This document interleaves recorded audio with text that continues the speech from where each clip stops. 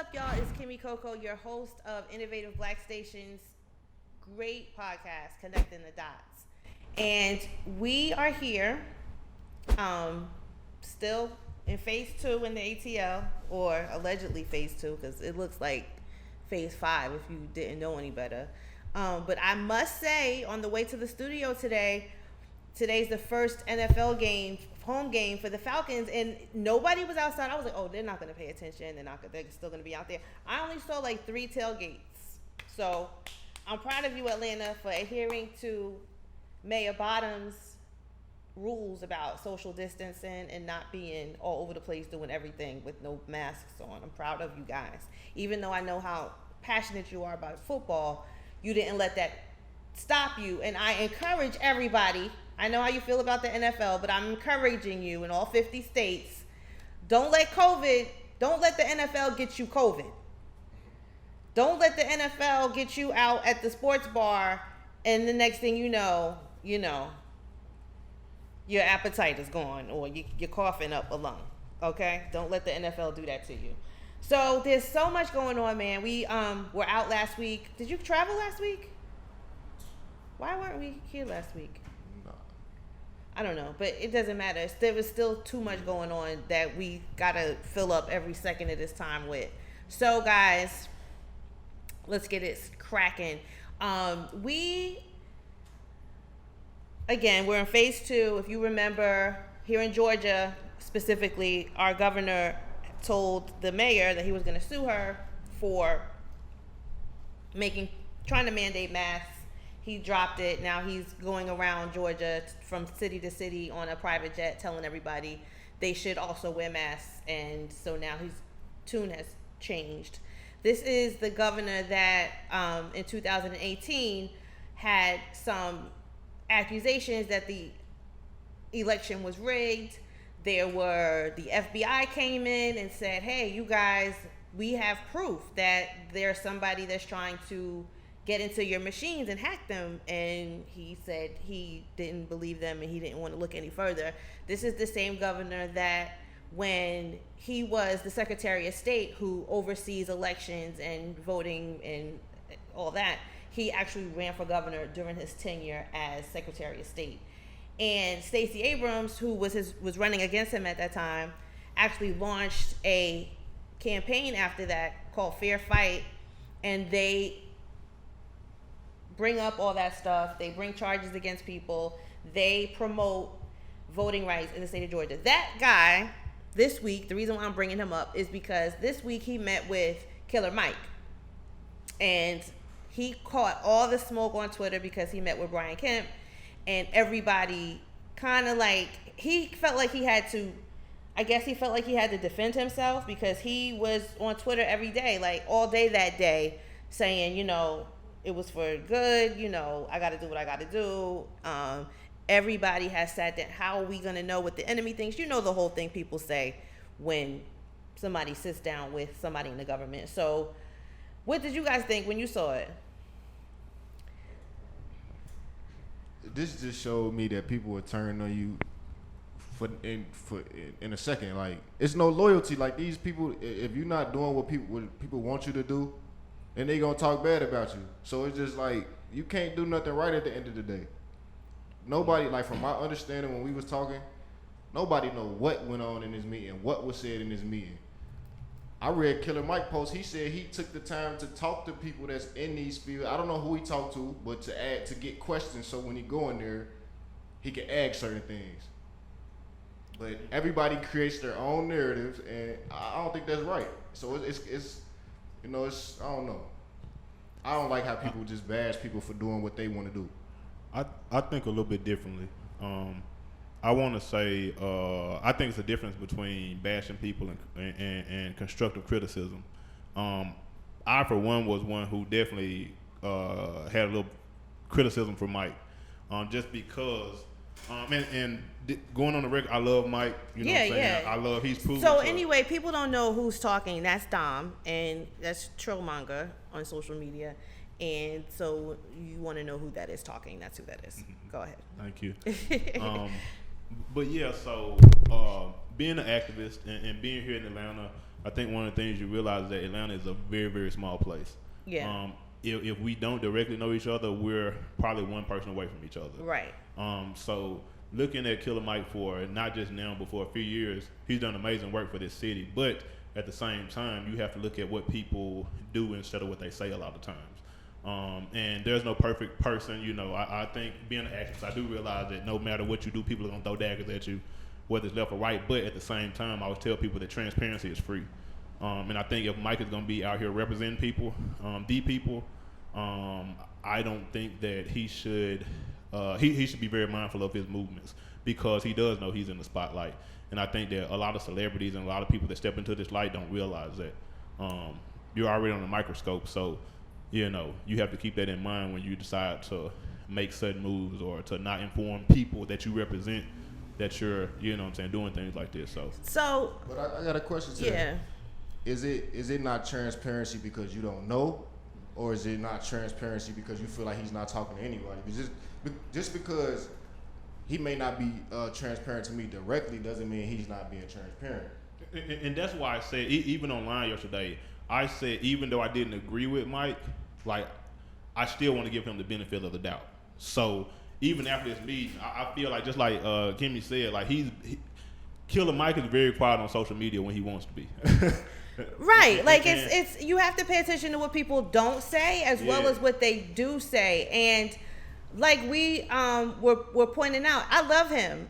If he called and said, "Hey, we need everyone down at City Hall because blah blah blah," I would get in my car and I would go. Likewise. I trust him in his leadership skills. Mm-hmm. That being said, this is the same guy. Like, it's who you meet with. We're not talking about your normal politician who, you know, won the vote, the popular vote, the guy. This is our government. Who he is, regardless. So you can't really, like. My thing is, I understand what people saying. Oh, don't meet with him, but it's like we can't avoid this person that's in power. No, that's the problem. We want to avoid everybody. Like, I know from the activists in the city, like y'all pushing to meet with Mayor Bottles and all these people because y'all want to have those conversations. Yeah, I feel like we should be able to still have those conversations with the other side, respectfully. And my issue is that not that we want to talk to the other side, it's that it was Mike for me. Because he's the most radical. If you're a close follower of Mike, which I am, and you listen to his teachings and you listen to, you know, his plan of ideas for Black people, in our liberation, what he did, it doesn't fit that. Yeah, and neither does that speech he gave when people were. Oh, man, so I mean, that was like speech, it's just kind of confusing to me. It's not that I personally don't agree with the meeting just because of who the governor is, because he's so, you know. He's like a Trump Jr. What Trump is to this country, he is to this state. And we know from before, because we had this conversation on a previous episode. Guys, check out some of the previous episodes. We talk about this stuff all the time. When that whole speech he gave about the NRA. And the NRA is they're another dog whistle organization who they don't necessarily say, oh, you know, we don't support Black people, but by action. Like, where was the NRA when Philando Castile was shot by a cop? When he told the cop, I am a licensed registered gun owner, why was that so, you know, oh my gosh, like, now we have to fear him? The NRA has yet to come out and speak up for any time a registered gun owner. Like, you guys are so pro-gun, but when it's a Black person, but nevertheless, Killer Mike went on record as defending the NRA. You know, I'm a licensed gun toting, rootin' tootin' Southern NRA member. And then he had to go back and apologize like, yo, I shouldn't have did that, because when it came down to it, they twisted my words. We need you not to do stuff like that, because it's controversial only because of what you stand for. Now, you could have gone and represented the Black Gun Club here in Georgia. Can I, to that point though? Yeah. How you said his speech about the NRA was terrible. He said the wrong thing. So sometimes it's better to be quiet, right? And that's probably what I feel like he's doing in it. Maybe he learned from that NRA situation to, I'm not gonna come out and say, I'm gonna just let my actions speak. So the reason with Killer Mike, like I said, I really haven't looked into the comments, but talking to you, I just hear that people have been talking bad about it. the thing, like we've all been, like y'all both been saying, like I've seen what Killer Mike has done in the community. Absolutely. So I trust his leadership. So I'm gonna wait and let things develop. You know, I feel like, you know, I think didn't he say something happened, like it was like a contractor's job. Okay, so here's how it went. We don't want to misquote anything. So this is how everyone found out they met, because he went on his Instagram, his social media, and there's a picture of him sitting in front of the governor's office, and it says, "I want to thank my partner for coming through with me today as I met with Governor Kemp. Here is what Bear had to say, and I'm truly humbled by his words. This man is working for us." This is him telling us what his friend that he brought with him to the governor's office said about him. This is his impression of what Killer Mike did. "This man is working for us even when we don't see it. I witnessed Michael Render, not Killer Mike, sit with the governor of Georgia and give him honest, salt of the earth talk on behalf of black boys and men, barber business, and the Georgia Justice Initiative he supports. Let me add, he has been informed by local grassroots leaders, judges, lawyers. He knows and trusts his homies that are currently serving. Mike is really the real deal. He ain't just tapping and rapping. He is about the plot, plan, strategize, organize, and mobilize, move. Always roll in, my brother's keeper, blah, blah, blah, blah, blah. Thank my community and all that advised me on talking points for our community and the wider community. I will say I was welcomed with respect.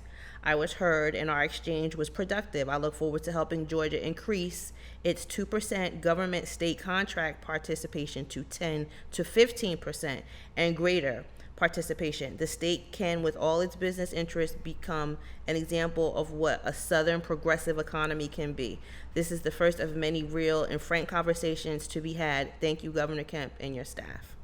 So that's what he said they talked about. So what did Governor Kemp say that they talked about? Governor Kemp put it on his social media too, that he met with Killer Mike, and he says, this is Governor Kemp, "I had a great meeting with Killer Mike. We discussed how small businesses in the music industry are weathering the pandemic, the value of our skilled trade workers, and our fight in human trafficking in Georgia. We're looking forward to seeing him again soon." So that's a little bit different than, I mean, not to say that, you know, whoever did this, you know, could have just paraphrased or whatever. I'm not saying what he's saying is wrong, but it's just a different framing of what they talked about. So regardless of what they talked about, my thing is, I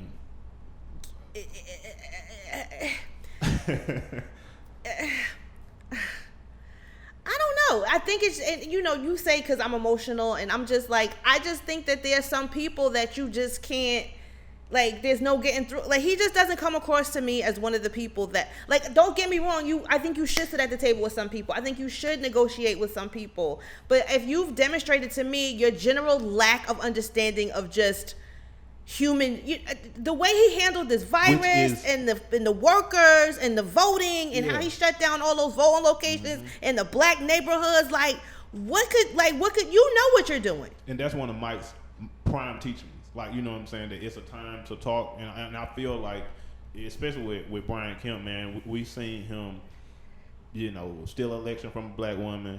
We seen him sue a black mayor, you know what I'm saying, trying to protect her city. We've seen him over and over and over again show that he doesn't care, or that he's not, you know, that we're not his first concern. So once again, it's not necessarily about somebody going to talk. It's that it was Mike. It's kind of like, man, that's kind of like me being, you know, making up the no snitch movement, and then y'all see me talking to police, like, you know what I'm saying. And so it just kind of like, it just did, to me, it was just off brand. You know what I'm saying? My thing is, this man was elected in 2018. His re-election is in 2022. And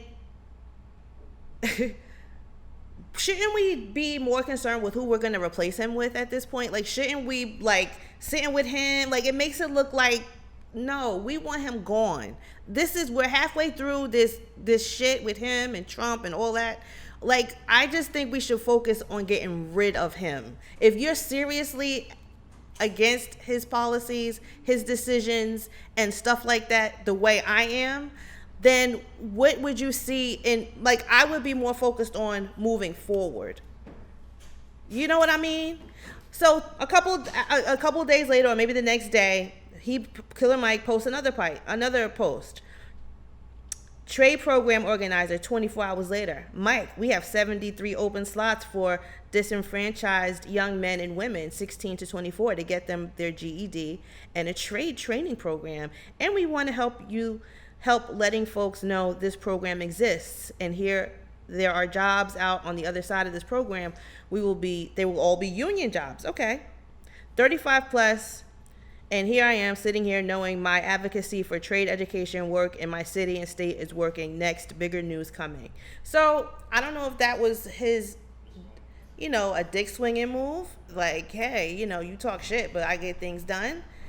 I don't know if that has anything to do with the meeting, but that's what he does. He does great work. He's a business owner. He's a landowner. He's an employer, and he advocates for poor people. I heard people say, the people that were complaining, like, I don't know if that was a good move for him because he's an activist. And I'm like, is he though? Is he an activist? Like, don't get me wrong. There are different degrees of activism, right? There's social activism. There's political activism. Just so we can be clear, what's the definition of activist? There's different. I'm saying, what's the real definition of it? Someone that takes. You mean we could Google the real definition? Let's look up the real definition, okay, so we can get to the root of it. Like, 'cause we throw words around. Right. That's true. We do, don't we? Activist, a person who campaigns to bring out political or social change. So to the root of the word, a lot of us are activists. We're all like in some way, absolutely. Right. Whether it's boots on the ground activism, whether it's political activism, in some capacity, yes, he is an activist. But I think when people throw that word around, they mean he's an activist, like, I think that's a problem. Like, why does it have to be or why does it have to be levels? If somebody's looking to help change for the better, like, let's just accept that. Well, because if you know exactly what part this person is playing in activism, you won't expect too much. You'll know what to expect. Let's just say that instead of activism. I'm not saying that at all. I'm just saying I think that's what people did when they started complaining because I think their complaint was like, oh, this is not what you do because you're, anti-establishment, blah, blah, blah, blah, blah. That's just like with the sports. Shut up and dribble. Like, oh, you just an athlete. You can't. Let's stop. Let's let people. I don't even judge him by, like, his music career. Like, I'm more so on his. I think more so people know Killer Mike from. I won't say they don't know him from music because they definitely do, but I think it's becoming to the point to where it's more his. It's more for other things. I agree. I was just telling you that, like, my people. I'm from Cincinnati. Mm-hmm. I'll say something about Killer Mike, and they might know, but they know him more for being in front of the camera, and more than music, really. So, it's Mike is he's in some interesting territory right now, and just not now because, as I say, I'm one of the people that looks at people's work over a long amount of time. I'm not gonna throw Mike away just because of this one incident, but I can't lie and say it didn't make me look at him a little funny either. Like, just because I'm an honest person. But just because it's him, though. Like, I think if he would have met with anybody else. But to me, that's why I say, like, the same thing about T.I. Like, I love T.I. to death. But that's why we get phrases like Atlanta is Wakanda on national TV. You know what I'm saying? Because he may not necessarily be, the right person. You know what I'm saying? But he's doing it. But he's doing it. You know what I'm saying? And I appreciate, his attempts. But it's kind of like you got to realize what you're getting when you put people that aren't necessarily cut from a certain cloth. It's kind of like I can't wake up in the morning and expect to dunk on Michael Jordan if I ain't been trained at basketball. So life just doesn't work like that. That brings up another situation that's been going on last week. People were up in arms because Candace Owens came for Cardi B. And why did she come for her? I think it was because she said, she shouldn't have interviewed Joe Biden. She's ghetto, she's ignorant, and da-da-da-da-da-da-da. She shouldn't even have the privilege of interviewing a politician of that stature. And I'm just like, what are we doing? Do we not have, like, why didn't she come for Angela Rye or, Joy Ann Reid or somebody that she feels like is on her level then? Like, if you know somebody is ghetto, or if that's what you think, why even address them? Because you're going to get the response you're looking for, so you can say, aha, I told you guys she was ghetto. Like, stop falling for her bullshit. She is an instigator. She's not super intelligent.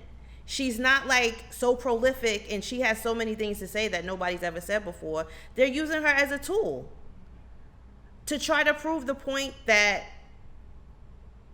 she said to her that you have more of a chance of getting killed by your husband than by a cop.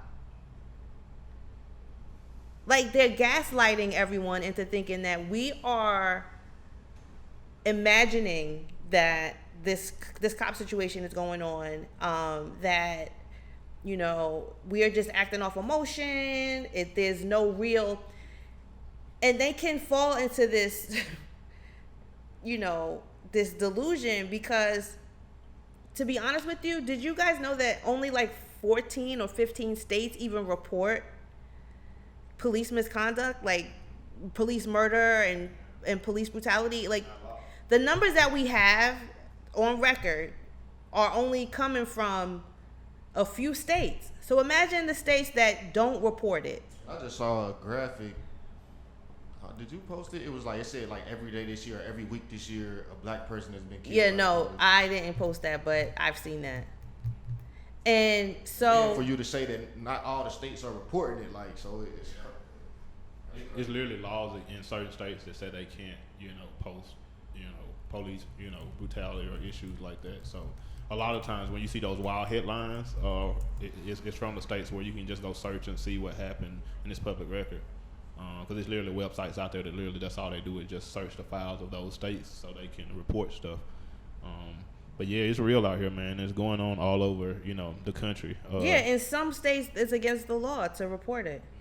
And I think in 23 states the records are confidential. Yeah, so like that's about half. Yeah. Records have limited availability in 15 states. Records are public in 12 states. And it's like that on purpose, and that's why I think we try to get people to realize more than anything is like, you know, this isn't happening by mistake. Like, so do we have somebody that is not necessarily, you know, on the level that, say, I don't know, Michael Eric Dyson or a whole organization, the NAACP, like we have whole organizations. Why isn't somebody on the internet? Like, this is the thing that people don't get. Like I said, you know, like Governor Kemp, he's 2022. People are online right now defending whoever, defending him. You know what I mean? Like, we wait until August and the election is in November, and now here comes Ice Cube and here comes Puffy and here comes, like, why aren't we on top of it? The internet is a place. Like, she's their person for the internet. Tommy Lauren, they have like people that are, where's our person for that foolishness? I feel like, again, back to the levels of activists. Yeah. I feel like the celebrities, they're the ice and they're the top. So basically we got to get those people to get the message to them. And then I feel like that's why the message is coming out so late, because they're getting the message late.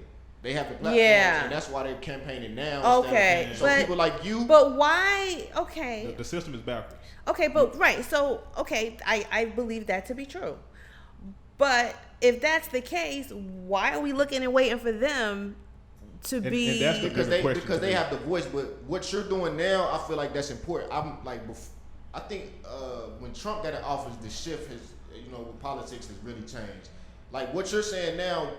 We got 2 years to get him out. Let's start focusing now. You didn't hear that when Trump was running for office. Like, that's more. We do that every week on this show. We said that literally. We say that every week. That's within the last 4 years. Like, Trump has really changed the way people look at politics, including myself. And it's just like, man, now we know, like, we have to be proactive. Now that we know what's going on, it's 2 years. Let's start pushing these people, and let's get them to them people that got the big platforms, the people that we need to push these messages. Check this out. On the other hand. I think that same reason is why we're always down on the scorecard. Check this out. All right, we here in Atlanta. What just happened in Atlanta? Like Rayshard Brooks. Now, who did they call to calm us down? Killer Mike? T.I.? They called T.I. to get on TV and talk to us and tell us to calm down. Why y'all think that is? Why? He has that connection with the people. All the people in Atlanta, you know. Because he's on her whatever. Yeah, remember she formed that coalition. Now, you know how big that coalition is? And yeah, there's a lot of people. Than T.I. Yeah. Why did she send T.I. and entertain her to talk to the people of Atlanta to say, please quit burning down our city? He has the most influence. Because I feel like, this is just my opinion, he is someone that can talk to he can speak the language of the people of Atlanta. I feel like he's that face. He's a person that can speak the language of the people in Atlanta. Okay, so with that being said, they sent T.I. the person who. So why don't we just get T.I. to run for mayor? Or like, I feel like we skip all. That's the what I'm politicians. saying. No, that's what I'm saying. I'm just saying we skip. That's we skip what I'm so many saying. people that Yes. are more qualified, or that you know what I'm saying is their job. You know what I'm saying to do what T.I. just did, but we'll and to defend T.I. also, but we'll throw daggers at T.I. and Killer Mike and you know what I'm saying everybody else. But we'll skip over the mayor, the district attorney, you know what I'm saying. But you know why though? And it's knowledge. You know what I'm saying? No. The reason why, because at the end of the day, like as crazy as it is, you still have to play this. It's still a game you have to play. Why does Pepsi or why does Coca-Cola or Budweiser use these celebrity faces to help push their brand? Because they're gonna push the message out. Now, I just feel like we have to do a better job of prepping these people. Of what message we won't put out, because you know if a kid in the inner city he see T.I., he know T.I. for music. Oh, T.I. saying it, I look up to T.I. That's what these people are, and that's why they using people like a T.I. But that goes to a bigger question. To me, that's why athletes get paid millions of dollars and teachers get paid like crap. You know, exactly. That's why you know what I'm saying. Like once again, the system is flawed, and I think being in the middle of a pandemic is exacerbating it. Like we can see.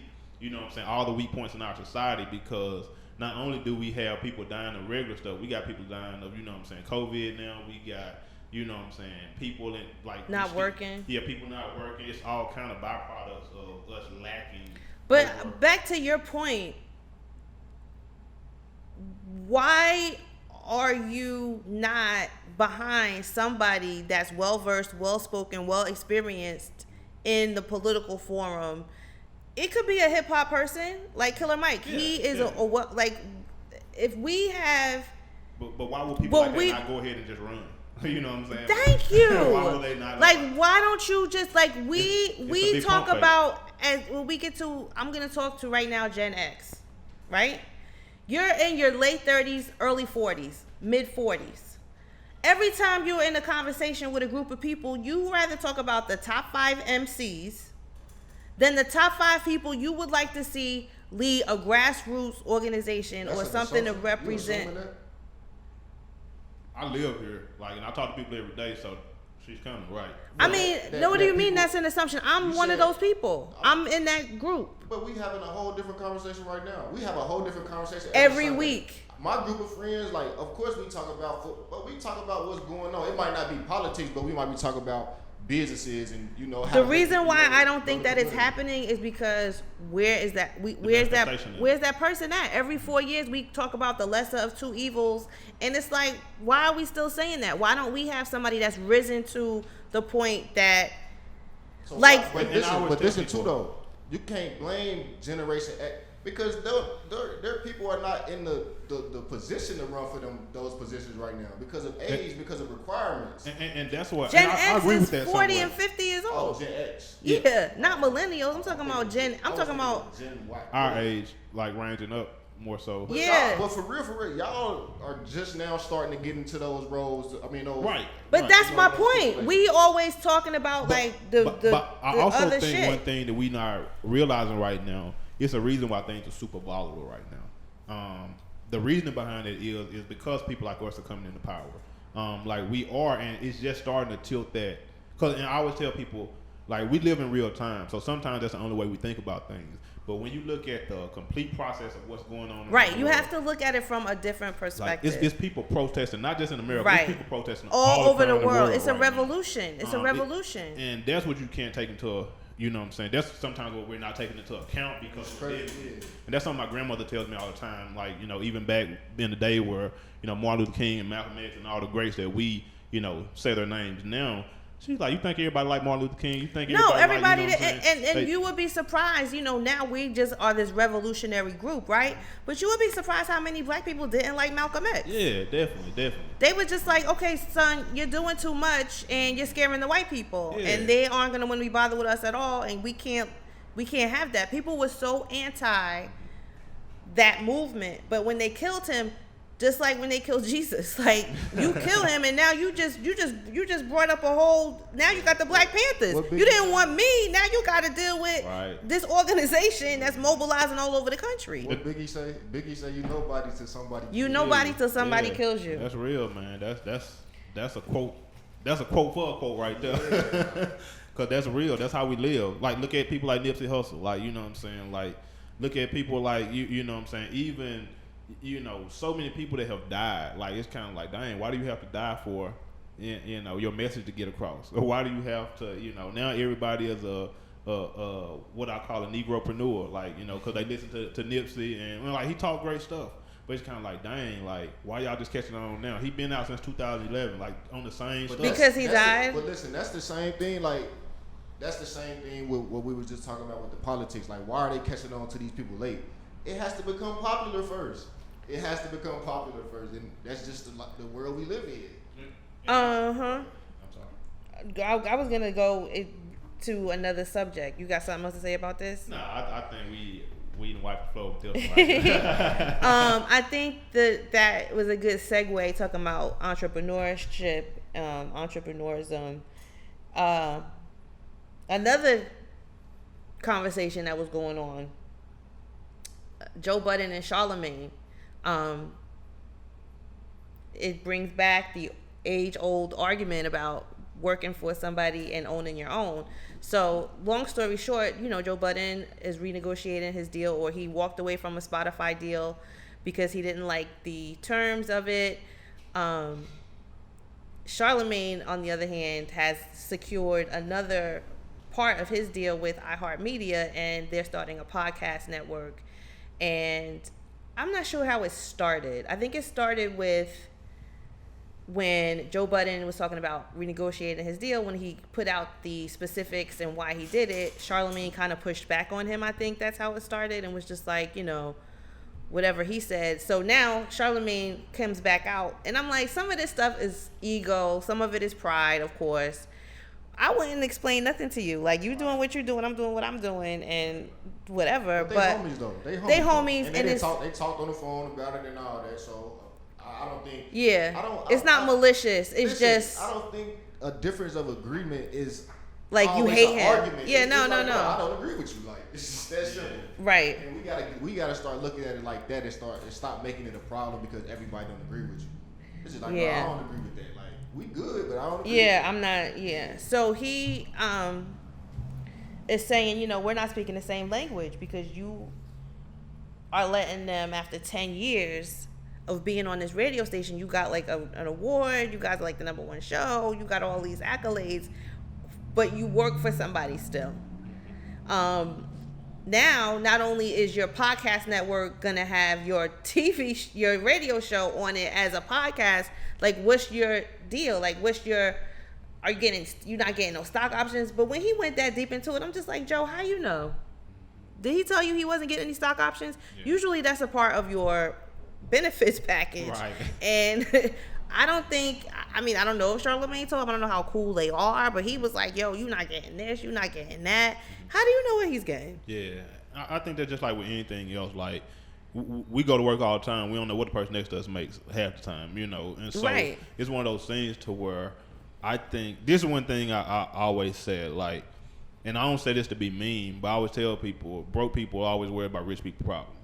And it's kind of like if any of us in this room were in the position of Joe Budden or Charlamagne, we'd probably be doing financially a lot better than we're doing now. So once again, they talking about stuff that's out of the stratosphere of reality to any of us right now.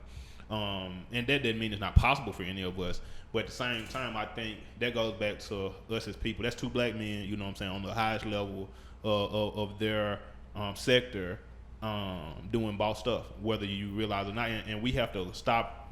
We have to realize, because I'm an entrepreneur also. But one thing I learned quickly, everybody is an entrepreneur. No, everybody's not an entrepreneur, and that's okay. If you want to have your own business, just know you're going to be putting out a lot of money. Everything is on you. You're going to be putting in a lot of work. You're going to be putting in a lot of work. More than at a job. And so there's a benefit to that, though. That's what all the benefits come back to you, right? But when you work for somebody, you have to deal with them, and you have to split stuff with them, and kind of like there's pros and cons to both. Don't think that because you're working that there's some shame in that. You know what I'm saying? And don't think because you're an entrepreneur that you just need to be shitting on everybody that has a job, because you know, when the economy turns around, there's a good and a bad for each one of those situations. So I get it. You know, he's like, nah, own your own. But he's starting to sound like Dame Dash now. You know what I'm saying? Like, now you're starting to, everybody is trying to get everybody to be an entrepreneur. And that's just not what everybody's deal is. This man has a family. You know what I mean? He might be the breadwinner. So he got to make decisions that maybe you don't have to make. I think the thing with like the Dame Dashes and the Joe Buttons is the same thing that we say with the football players. Like, you have to see your power. Like, you don't need these people. Like, these people need you more than they need you. But how do you know? Like, Charlamagne is a great.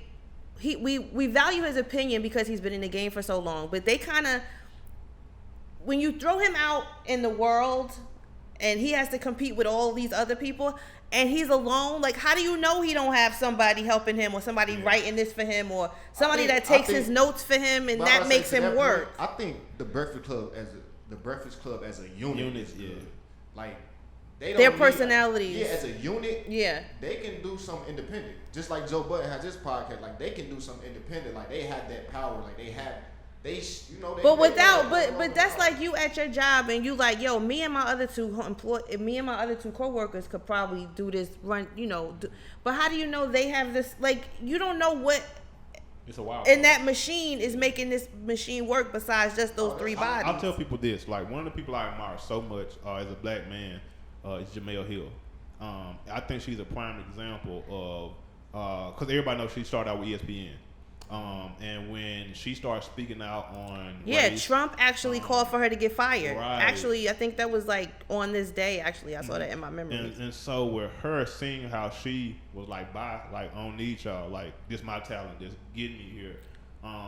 If you're going to take that lane, sometimes you have to go the Dr. Dre route, the Jamel Hill, and just bet on yourself. And Jamel Hill is doing much better without ESPN. Right, because the podcast thing, she took it and she did it. But see, women, you know, we make things work. That's what y'all do. But you know what I'm saying? That's a great example of like, you know what I'm saying? And I feel like Joe Budden and Charlamagne, they're on that level to the point to where they're such icons in their fields that I don't care anywhere Charlamagne goes, you're gonna recognize, yo, that's Charlamagne. And I'm pretty sure if you're pretty versed in hip hop, if you see Joe Budden on the street, you're gonna know that's Joe Budden. Like, their brands are strong enough to hold some. So where's he at now with it? Is he gonna? So he's not on Spotify. Where's he at? On YouTube or something? Well, I think they got one more episode. Yeah, I'm about to say, I think they got one more episode. Yeah, and once again, he might need to go over there with Charlamagne, but he don't want to work for nobody. That's and that's if Joe doesn't want to work with anybody, like, he's gonna have to realize that. That's cool, but he's just gonna have to put in the work to do his own thing. So we're independent. We do our own thing. We're a black network, and we're just all black everything. Mm-hmm. If somebody if Charlamagne came to you and said they wanted to bring your shows on the Black Podcast Network, would you go? It just depends on the details. Ain't no money that's gonna be like, oh, they give you $300 million. What's the details? Like, at a younger age, it would have been like, oh, I'm jumping to that. But now it's the details, man. It's about legacy to me. I got a family coming after me. I got generations coming after me. Me going to work for iHeart and retiring, that's not going to benefit my family. That's where I'm thinking that, and that's why I like the entrepreneur route. Because you have to be careful, too, because some people, even black business owners, like, don't come work for the white man, come work for me, but you have the same... Diddy. Let's talk about Diddy. So, Diddy probably signed half of hip-hop. You know what I'm saying? On the level that he's on, the type of money he makes, but the Locks gotta threaten to throw him out the window or hit him with the refrigerator. Right, like Suge Knight. Like, don't sign up with those other labels. To those points too, like, they did bad business, but they were learning in real time. Like, Diddy ain't learning in real time no more. Like, no, he's still doing bad deals. I ain't heard no bad deals. So we had talk afterwards. You know what I'm saying, after the show. But yeah, like, and once again, that's not to say that Diddy has, you know, we can jump from Diddy to Birdman to, you know what I'm saying, so many others. Everybody that's your skin color doesn't necessarily mean you will, especially when it starts coming to reading the fine print. Just be smart, people. Be smart. Do what you have to do that's best for you. not even necessarily best for you right now. Like, look long term down the road, because what's best for you right now is a couple $100,000, depending on what situation you're in. But if you know you're worth more than that, don't take that. Look at the market, see what other people are making, see what the how many other shows like yours are out there. I don't know too many shows, but see, like Blay Black said, up until now, people really weren't interested in these conversations. But I see like our show is picking up more because people are more interested in having these conversations. Like, how many hip hop podcasts are y'all gonna? It's the thing, because it's real people. This is everyday things. Like, you have to see who in the market has what. How many hip hop podcasts are there? How many hip hop just judging music? How many new artist podcasts are out there? Like, see where when you have your thing, it's like we're like rappers were in the 80s and in the 90s. Like, we podcasting is a new level of. It's a battle. It's a battle. Like, you gotta find your way. And even with this, I was talking to Ace about this. Actually, we were talking about the Charlamagne thing. What Charlamagne did is great, because it's basically just like when we talk about music. It's like what we doing now is the independent. Charlamagne, he created the record label for podcasts. So absolutely. There's people, and if you get in there and you sign your deal with them and you make your money and you do your side deal, you do what you gotta do. Right. It's just the record. It's the same as it's the same as music was. Keep turning. I don't care what nobody say. Like, you know what I'm saying? That's standard. Like. So I wish them the best of luck, but we gonna see who is gonna last. I mean, as far as I don't even care like what platform you're on. Your personality is gonna bring you a long way. And Charlamagne is an OG. He got this on lock. He's still, developing his audience. So Joe still got one foot in the reality show pond and the other foot in podcasting, but they still trying to pull you back. The crabs in the barrel. Because like the baby mama and the girlfriend, and they putting out bad information on him, and they still involved in them reality shows, and you don't know if they gonna try to, that's the piranhas. The reality show lane, they are piranhas, and they're gonna do what they need to do to have a storyline, and it doesn't matter. So he got to get his ties cut from them, even though that's a part of his audience that he's trying to bring over. He got to be 40 by now, right, Joe Budden? As a man in your 40s, that's what I keep talking about, Gen X. You now have to try to get your audience is going to grow up with you. Charlamagne has an audience that could come from any demographic. I'm not sure if he can translate into that yet. He's trying, but like I said, he's got to cut those ties with. Yeah. Joe's rough. Joe said some stuff and had to go back and be like. But you know who was like that? I don't know if y'all remember him. Star. There was a show on the radio back in the day called Star and Buck Wild. And it was like New York radio, those shows could all have gone to podcasts because New York radio was set the stage for radio around the country. I call y'all party radio. Cause like y'all gonna get on radio, y'all gonna have a good time, y'all might bring some drinks on air. And y'all gonna talk about it all, from everything that's going on in y'all hoods to. Speaking of drinks, can we have a drink right now? Oh, definitely. Can you pour? Do we have any cups? You want a drink, Jay Black? He's got some Tito's. Oh, I've been trying to be responsible for the last 2 weeks. Yeah, we're not being responsible. I wish I could have seen his face in the studio. The responsible over with. Yeah, so best of luck to them. And you guys holler at us. Maybe we could work something out. There's been another damn shooting, y'all.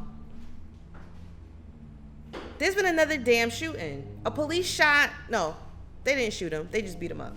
There's been another damn police brutality incident in Atlanta area, Clayton County, yesterday on Friday. The man was in an Uber, him, his wife, and his child.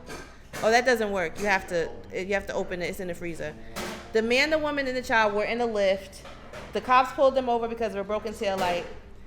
Instead of them just talking to the driver, they started talking to the passenger, asking for ID. They didn't want to give it, and they beat him so bad. There's a picture of him on our page. Make sure you follow us on Instagram, CTD_ATL, and you'll see the picture. What is his name, y'all? I forgot. His name is Roderick Walker. So we're going to continue to follow that case. There were some new developments in the case of Breonna Taylor where they were trying to get her ex-boyfriend to say that she was a part of some drug ring. He did not do it, thank God. But, you know, they're just trying to do a smear campaign on all these people. And my thing is, whether you're innocent or whether you're guilty, aren't the courts supposed to determine that? We live in a world where everybody has an opinion. But no, you as a cop, your job is to bring the people to justice. It's not to be the judge, the jury, and the executioner on the street at the scene of the crime. That's not what you're supposed to do. And that's what cops are doing, and they're getting away with it. Like, you know, they're literally being the judge, jury, and executioner in the street. Like, you know, and they pulled over a lift. They weren't even driving. Like, there was no reason for the cops to even talk to them or say even anything. Like, you know, it's just ridiculous that we can see this stuff happening in real time every day. And so many people keep turning their heads, or, you know, they don't care because it's not them. And it's literally like, I think you all said, like, every day, like, if you throw a dart and hit every day on the calendar, somebody has died or been jacked up by the police. And I just can't believe, and that's another thing, NRA, where are you to defend the young man, her boyfriend at the time? So you know the NRA is in hot water right now, too. But they are bogus as fuck, and they always have been. And This is what I'm saying. Where's our NRA? They get online. Mm-hmm. They push this narrative. We know that they're shitty. We know that they're corrupt. We know that they just promote all the racist activities that go on. We know that they take money from people so that they can say that they're a part of this elite club. Yeah. Where's our stuff like that on the internet? And I think that, like, that's one of the things I'm proud of. Once again, sometimes it's a slow process because the NRA has been around a long time. Absolutely. But I just became a member of NAGA, National African American. We talked about that before. Yeah.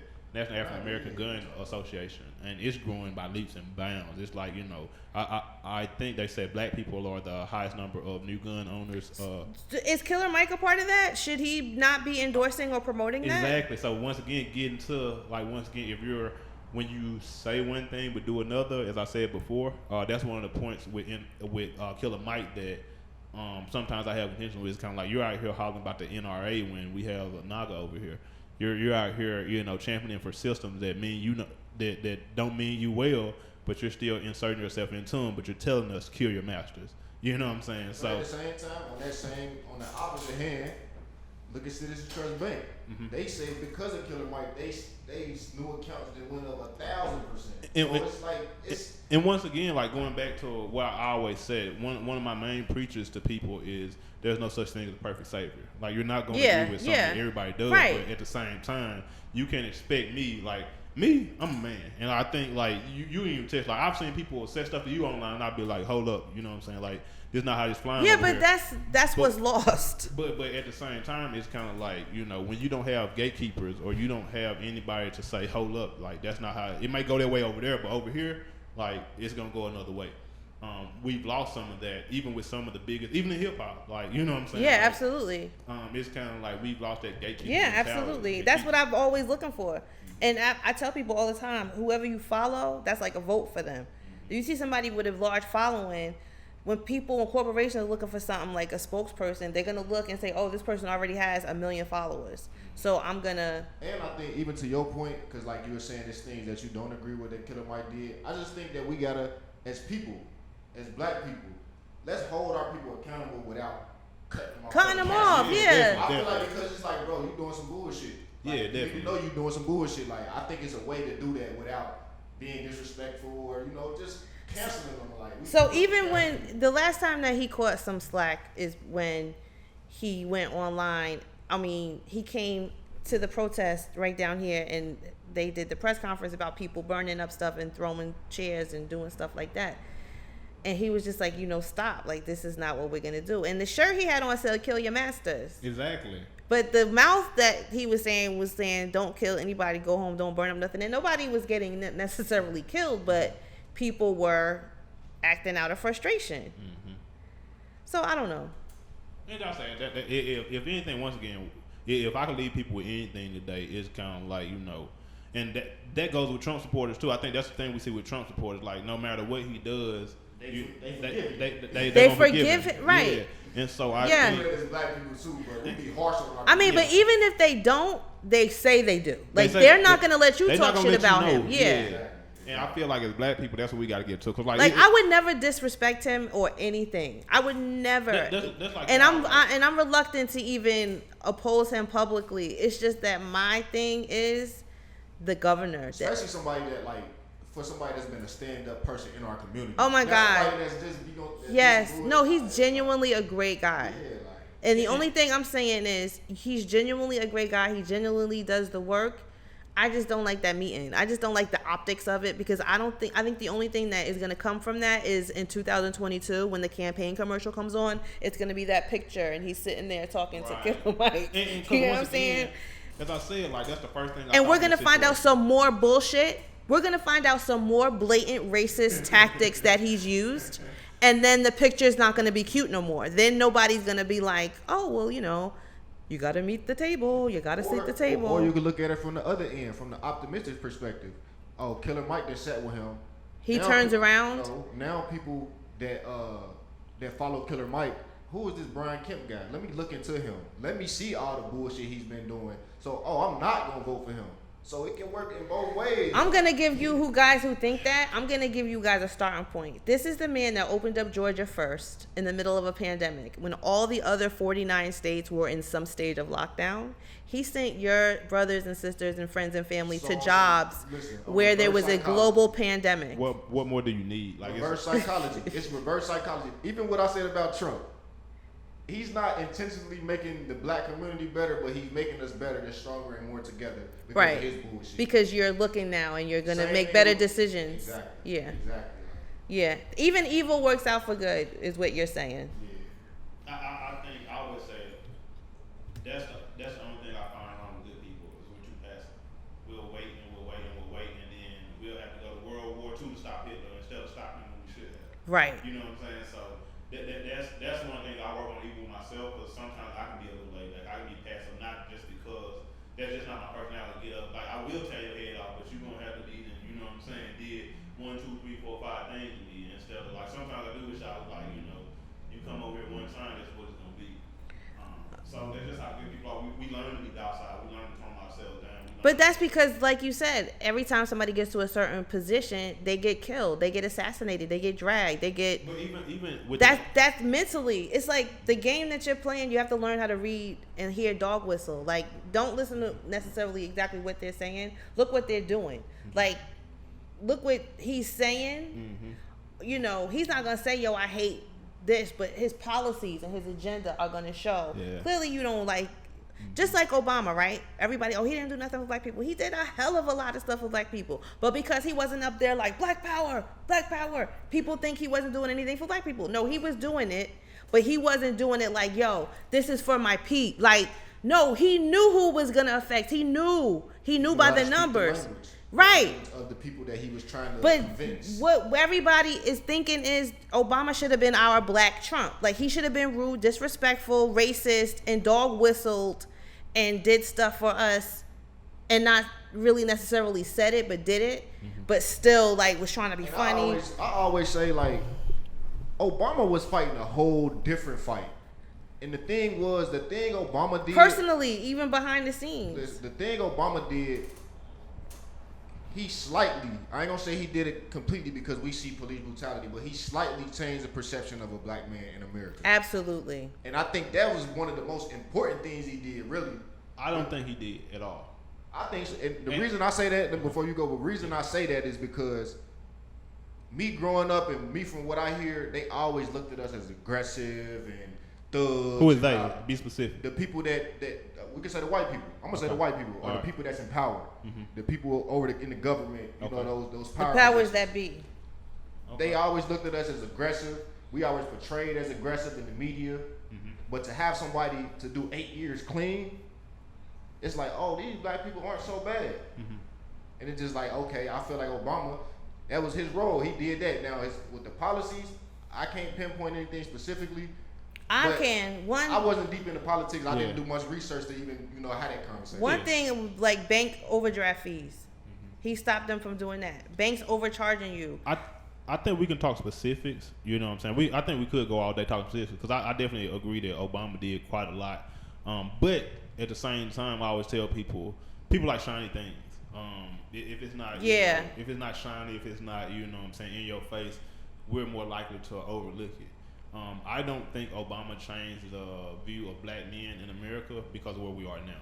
I think he helped soothe a certain energy that was happening in America. But I always tell people, just like in science, they say for every action there's an equal and opposite reaction.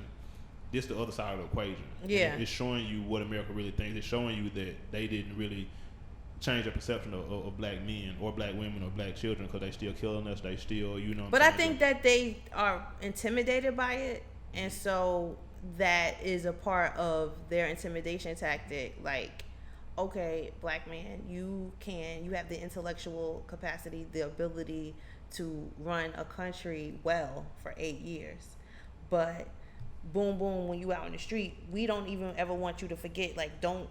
Like, we want to scare you the out key of. word you said was but. It's always a but. Yeah. It's a but. Stay in your place. But you know what I'm saying. Know your role. But.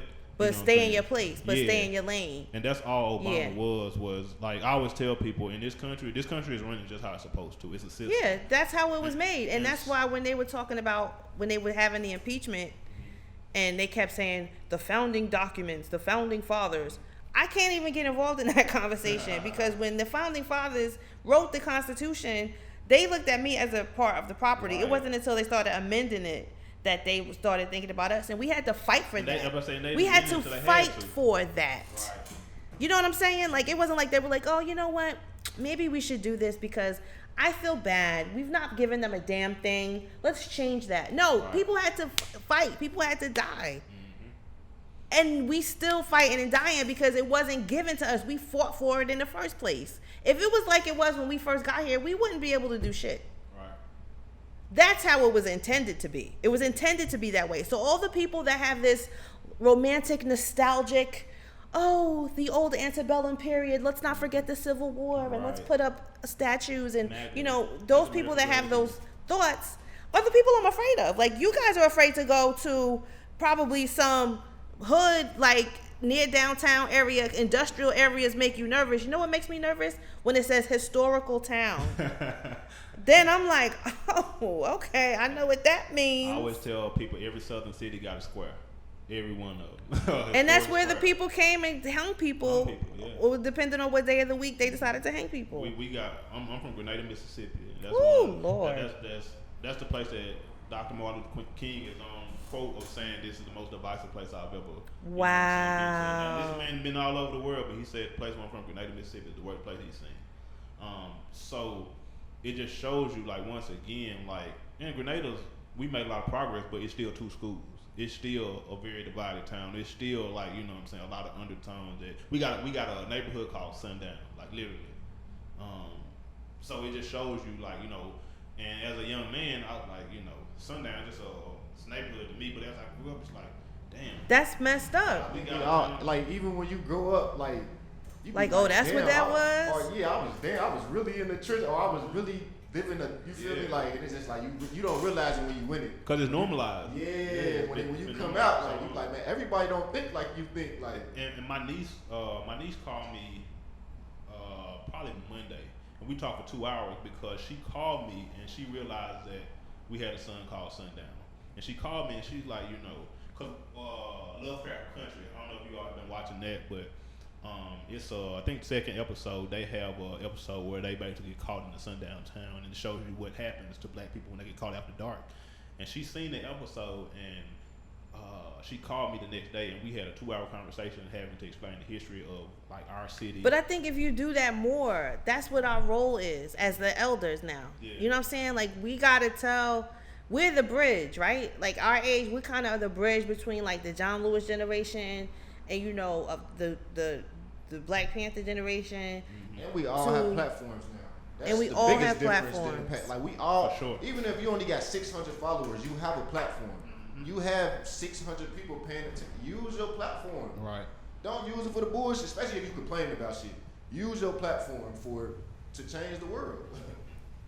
Absolutely. That's the issue also.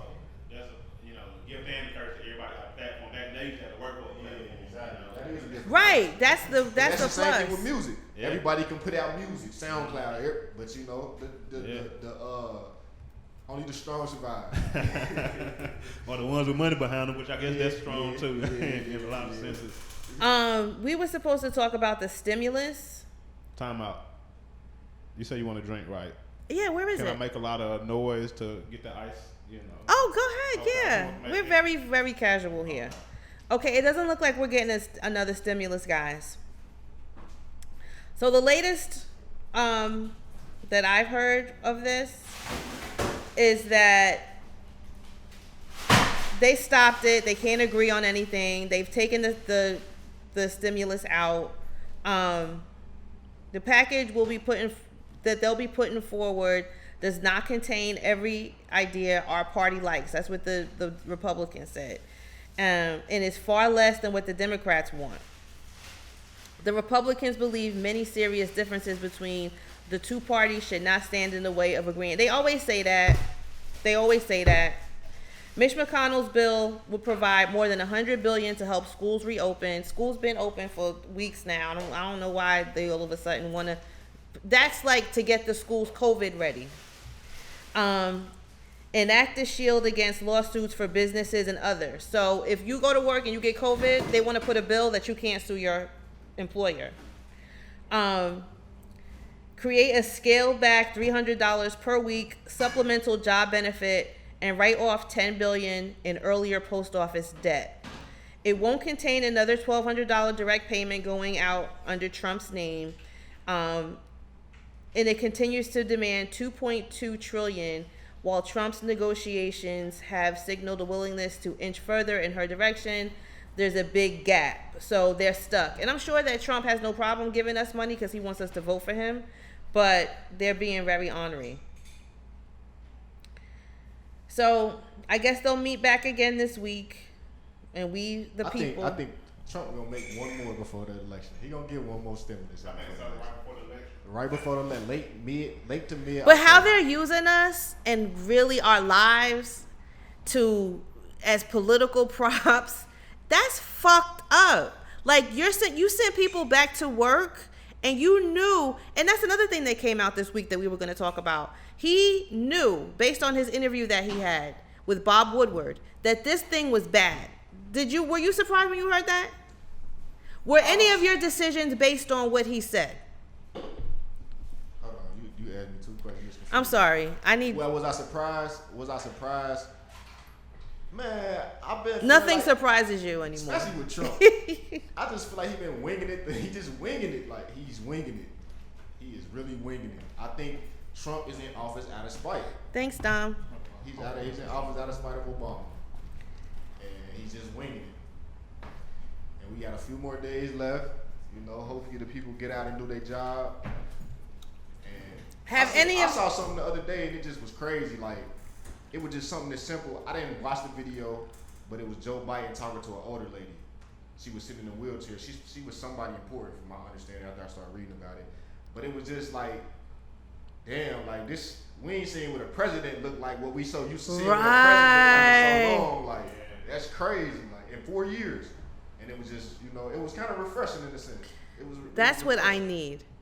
That's what I need. No, because Biden is not no celebrity. Nobody is saying Joe Biden is going to save the world. I just need somebody with a little bit more empathy. Back to what you were saying with the activists, the level of activists. Like, Trump was a candidate to run for president, and obviously we see that, but it's still a top level. Like, this is what a president, this is the standard of a president.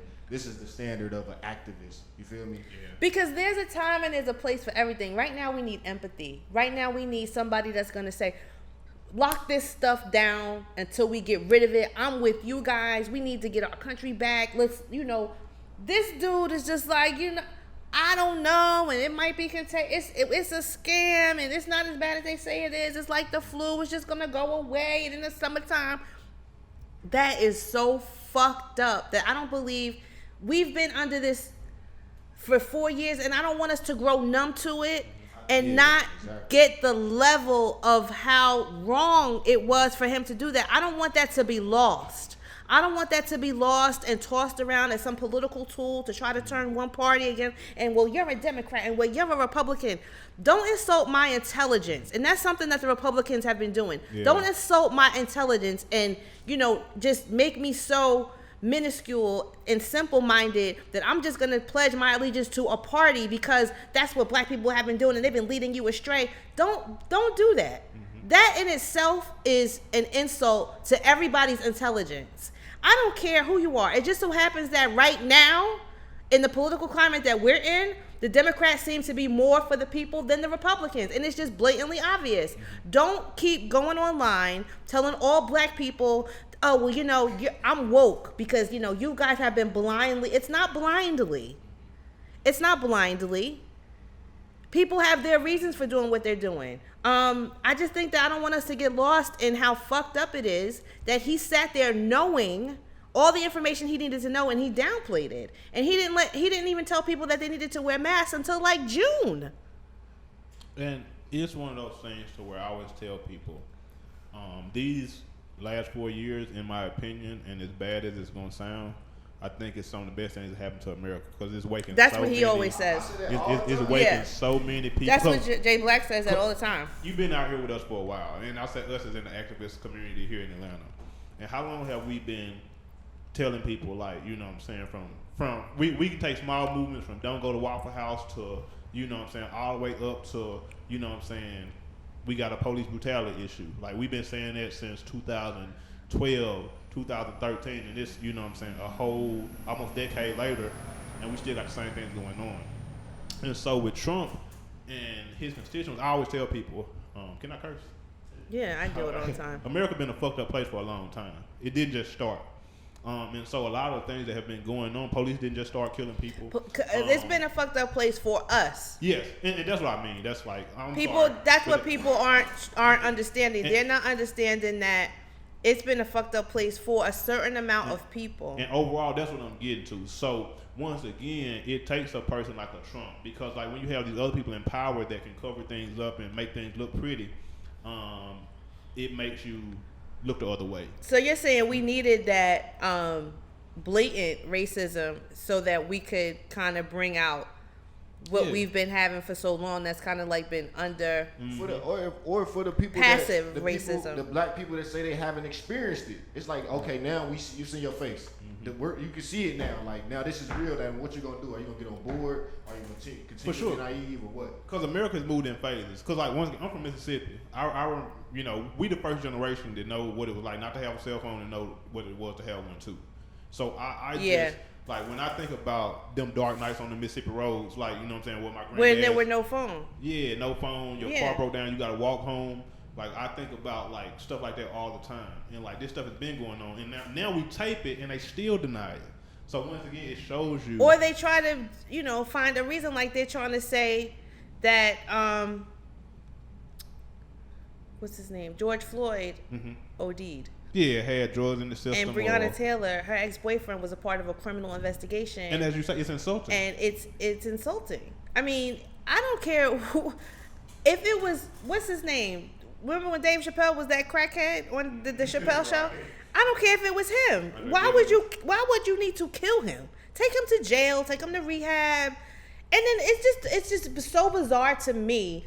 Defund the police does not mean abolish the police. Although there are some people that want the police abolished, the defund the police wants people to really, it should be refund the police. Like, take some of the money you have for shields and all this stuff that the police have and put it to, like, more training, number one, and for like mental health experts. So I'm calling you in distress because my son is mentally ill, and now they're gonna send a mental health expert with a gun and a cop instead of just all these uneducated cops that think everything is aggressive and it scares them and they gotta shoot them. That's what they mean, and it's just beyond me that because when all those school shootings and stuff were happening, everybody claimed that their son was mentally ill. So why aren't you guys with this? Why aren't you guys the first ones to get behind this movement and say, you know what? Yeah, because there's a series of mental illness going on that we have never seen before. These people have guns. They take them to the school. They shoot everybody. And the first thing you say, they had a mental health problem. So if you have the gun pointed at you, would you not want a mental health expert to come instead of a cop? Why aren't they a part of this movement? And I'm sure some of them are. I don't like to generalize, but I do it all the time. When I say they, I mean everybody but me. I know I'm not this way, so I just say they, and that's just my way of saying it. But anyway, that's it. I mean, we can sit here and talk for days because there's so much going on. I do want to make it. It's just some quick notes. It was so. I ain't gonna say it's funny, but up in Ohio, I'm seeing all my people. Right, they had a Blue Lives Matter parade yesterday in Ohio. They was was blocking off because I saw my brother put up a video, and they was really having a Blue Lives. Ohio is really showing their ass. Ohio is one of the most racist places in this country. I always tell people they might as well move Ohio down south. Like they just like Ohio is down south. About Ohio, I was talking about this when I was home. Like Ohio or Cincinnati anyway. Like those people, they racist, but they hide it. Like they do stuff. They do like subtle things. Like they're not like upfront and. They always hide at places where they have a large black community. I mean, even here, there ain't like no large black community in Ohio. Think about this. Is Toledo not black? Toledo. Cincinnati. The three big cities are Cincinnati, Columbus, and Cleveland. And they're black, right? That's where the black people live in Ohio. If we're in Ohio and I want to find the blacks. Ohio's a blue collar state. So is Pennsylvania. So you see what type of, it's black people there, but that's not catered to us. Check this out though. Even here in Georgia, we say that Atlanta is, you know what I'm saying, chocolate city, you know what I'm saying, and we say that it's the black Mecca. But I guarantee you, and this is one of the things I learned, in these small rural places, black people normally dominate the population. It's a much bigger black population than we Absolutely. But I think racism is used too as a tool when classism is. So you can be poor, like you said, a blue collar state, for example.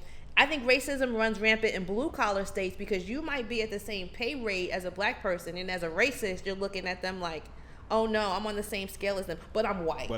Yeah. You know what I'm saying? So it makes you feel superior. That does something to you. And that's what the Republican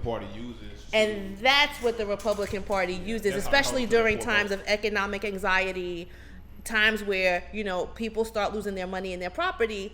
Now you economically, financially, you're on a level with the black person who has more education, but I'm white. You got to one up them with.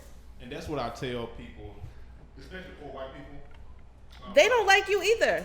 Exactly, and I tell them, like, it's funny because they're usually the most glaring, the most nasty, the most in your face. Because they have more to prove. Right. Because they're trying to get out of this with you. Exactly. So I always tell, like, if by chance the world changed overnight and like poor white people would link up with the black community, oh, it's over with. It'd be over with because the system would cripple. But you know that, let me tell you what happened. I read something about this recently. Why didn't y'all tell me this was on me this whole time? I read that that's how it was. Like when the civil rights movement initially in the 60s, and they had like the flower power movement and all that, everybody was together. Like the blacks and the whites, they had more white people on board. But when the Black Pride, Black Panther movement came, it scared them out. Yep. Because they felt like, oh, what do you mean black power? Like, we've been helping you all this time, so obviously you don't want us around. So that kind of pushed them away. And during that time, you know, black people were making more money. They were moving to the suburbs, so they were also moving away. So they didn't have, so it kind of like re-segregated the country. so much level on top of level. So much, y'all. We got to at least end with some good news. What's some good news? Yeah, we got some good news. So LeBron James is starting an initiative for poll workers, right? I don't see how anybody could dislike LeBron. I can't either. He launched a campaign for more poll workers a couple of weeks ago. So I see a lot of people out here trying to push people from, you know, they're giving you a day off and they're going to pay you to work the polls. Because a part of the problem with voting, especially here in Georgia, was there were so many voting locations that were closed and they ran out of poll workers. They didn't have anybody to work the polls, so they had to close some of them. So LeBron James, More Than a Vote, it's a collection, it's athletes headed up by LeBron James. They've teamed up with the NAACP Legal Defense Fund, and they're recruiting young people to serve at polling locations in black communities in swing states: Georgia, Michigan, Wisconsin, Florida, and Ohio. That's good news. I think that's big, too, because just like you said, like the symbolism of it, like when kids and like young people and even grown people, like, 'cause like they follow LeBron like he's like Jesus also. Yes. But I think the symbolism of seeing a person on his level step up to the plate, and really show how important voting is, and not only to say it but to put the effort behind it. Did you guys hear about the 19 black families that brought more than 95 acres of land to create a community? They're going to name the community Freedom, Georgia. That's here in Georgia. I think it's in South Georgia. There was a town for sale. Yeah. And they bought some of the land around the town, and they want to start a black community. So kudos to them. I wonder if we could get in touch with any of them to be on the show. I'm going to work on that. I think that'd be dope. They don't even have the internet, right? Probably. Yeah, I just saw an article. They was on CNN, so. So they definitely getting a lot of attention now because it's been such a big move. And I think stuff like that, that's how we got to work, because it's probably no way that one of them could have bought all that land, but they came together. It's a collective. They linked up and they, put the paperwork in place, put down what they wanted to be, and they made a move. And I'm pretty sure those 90 acres that they bought just didn't get put up for sale. Yeah, no, it's been on sale for a while. It was Right. dirt cheap. They put their money together, so kudos to them. I know you wanted to end on good news, but this is not bad news. But I've seen this in the headlines, and I don't want people to get, caught up in the headline and not know what's going on. So T.I. got named in a federal investigation. I'm going to tell you straight up, he's not gotten any criminal charges. The most thing that can happen to T.I. is he could get fined. Okay, let's start there. So don't go thinking that he's in trouble. He got named in a federal investigation of cryptocurrency fraud. So there's a film producer in Atlanta. He had a cryptocurrency scheme going on, and T.I. just represented it, promoted it on his page. Him and a couple of other people, recommended that people get involved in it. But the guy, his name is Ryan Felton, he was misleading people. They thought they were funding an entertainment streaming platform and new cryptocurrency, but no. He was using that money for personal use, a $1.5 million home, a 2007 Ferrari that he paid $180,000 cash for. He also posted a potential investor using fake names, internet forums, and social media to build excitement for his business. After the initial coin offering, he sold thousands of coins, secondary crypto markets, and artificially inflated prices. And that's not cool. Stay away from all the scams in Atlanta. Sometimes I call Atlanta as Scampta, because somebody is always coming up with something to make extra money and to get over on people. Beware of the pyramid schemes. Beware of all that quick make money scams going on, y'all. If you hear of any, let us know so we can blow the people up. We're not getting scammed. We saving our money. We buying property, and we're being great, okay? And we're voting. Okay. Amen. All right, hit us up, y'all. We have, thank you for coming by, Trollmonger. Make sure you follow him, Trollmonger, on social media and trollmonger.com. Make sure you follow us, CTD_ATL on Instagram, and make sure you like us on Facebook. Like, I feel like Facebook is being neglected, but I could put the whole article on Facebook and we could talk and look at it and read it together. Whereas on Instagram, I gotta copy it, I gotta take a picture of it, and sometimes you can't get all of it. So we could either platform, don't worry. And make sure you subscribe to Innovative Black Station. I don't know if y'all got a t-shirt, but look on innovativeblackstation.com, hit up Jay Black. These t-shirts have been seen all over the country. Shout out to what's his name, the brother that boxes. Hot Hands. Shout out to Hot Hands. Shout out to Hot Hands. Hot Hands is always representing with an Innovative Black Station shirt. Thank you, Hot Hands. And also, get you one. I saw one at the protest for Breonna Taylor, honey. Yes, I did. I saw one, and I was like, oh, wow, we all over the place. And, so make sure you follow us, like, subscribe, YouTube, Innovative Black Station, Connecting the Dots podcast. And we will see you next week. Thanks. Peace.